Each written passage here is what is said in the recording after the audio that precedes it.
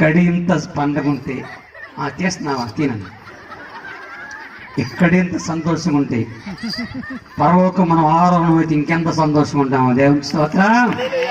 ఆ ఆనందం వేరు, ఆ సంతోషం వేరు. సరే బాగానే.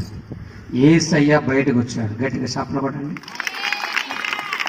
మనను కూడా యేసయ్య బయటికి అనేక సమస్యల నుంచి బయటికి తీసుకొస్తాడు. చాలా మంది మనుషుల ద్వారా, సైతం ద్వారా అన్ని రకాల కట్ల చేత కట్టబడి ఉన్నాం మనం. అన్ని రకాల కట్లతో, మాట ద్వారా, చూపు ద్వారా, నడక ద్వారా, ప్రవర్తన ద్వారా ఎన్ని రకాల కట్లతో కట్టబడ్డామో ఆ కట్లన్నీ తెగిపోయి బయటికి వచ్చి